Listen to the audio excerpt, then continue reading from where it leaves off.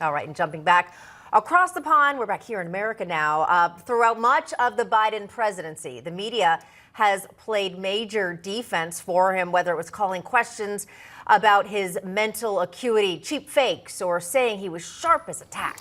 But after the debates, the American public saw what was clear to most of us. The president is in decline. So why is the media now all of a sudden asking tough questions and maybe turning on him? Joining us now to discuss is Democratic strategist Robert Patillo and former California Republican Party chair Tom Del Beccaro back with us in studio. Robert, I'm going to start with you. Boy, just this second day of KJP up there having to answer questions. I mean, we were all talking. It was the same thing as yesterday. This is historic times we're seeing in terms of damage control, and who knows what in the world is going to happen with the Democrat Party and Joe Biden. What do you make of all that? Well, we know exactly what's going to happen. President Biden's going to be the nominee. President Biden's going to run in November. President Biden's going to win in November. All the rest of this is noise. I've talked to people in the administration that I've worked with since the Edwards campaign back in 2003, and they're making it very clear that we're going to see a campaign shakeup coming soon, not at the top of the ticket, but with regards to staff, with regards to the communications department, with regards to the advanced people. Also, we may see a shakeup in the West Wing with regards to these individuals who are leaking stories to the press from direct meetings. Remember, during the Obama administration, he went after leakers in a way that we hadn't seen in American history, and President Trump did the same with getting leakers out of his administration. What they're going to do is, before this convention, they're going to reset and steady this ship, and those people who are hopping off now, who are being shown to be disloyal, they can expect to be back in the good graces of President Biden after he wins re-election, and I think he's going to be laser focused on exactly that and delivering this message for the American people. Tom, I want to go back to how we started the segment to talk about some of the more left-wing media now doing an about-face on the president. Watch.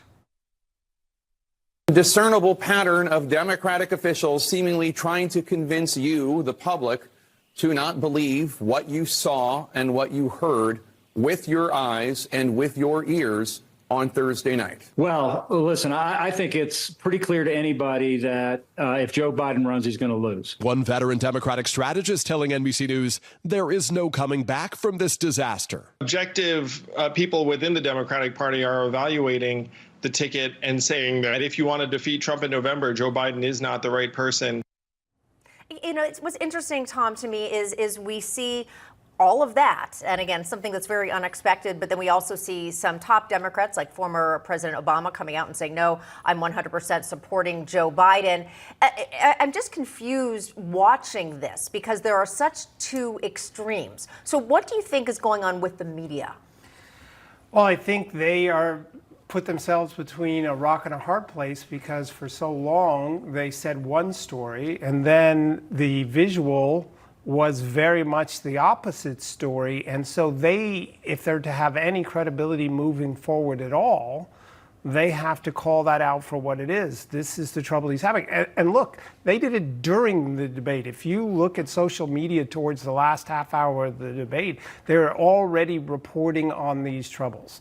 So I think they think that we need to preserve our credibility, that Biden's not going to make it, and they want to be out in front of that story for their own ratings. Robert, let's talk more about it here. We had our first elected Democrat call on Biden to drop out. We've now had a report that 25 Democrats may call for him to drop out as well. He's holding crisis meetings with Democrat governors today. What are you hearing on the ground in the future for the Democratic Party?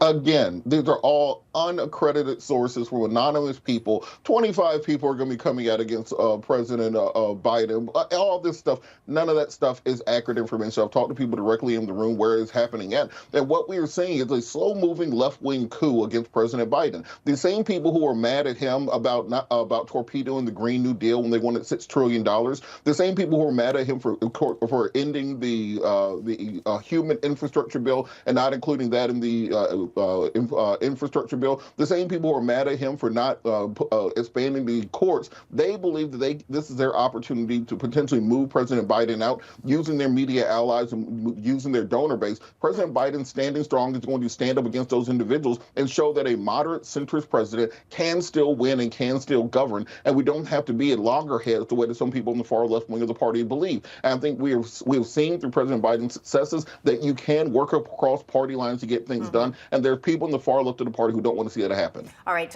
Tom, we have just probably about 20 seconds, so I'll make this quick. But what you're just saying there, Robert, it sounds like you're saying that the progressives, the more liberal members of the Democratic Party are using this as their moment because they think President Biden is too moderate. Tom, I'll let you respond. If that is an example of how divided a party is, I don't know what is. This is late in the game. Keep in mind that June 28th was Nevada's deadline to name the nominee to go on the ballot. And they're going to have a Herculean effort if they replace him to get other people on the ballot. They're going to have to get laws changed. This divided parties, a house divided against itself applies to parties as well. Yeah, certainly does. And well, I wonder if they regret doing that debate last Thursday. Their idea. Biden At all their campaign. terms. All their terms. Okay, Robert Patillo, thanks for coming on. Stop back soon. Tom Del Beccaro, stick around. We're going to have more from you later. Anytime. Thank you. All right, and coming up, The Other View. The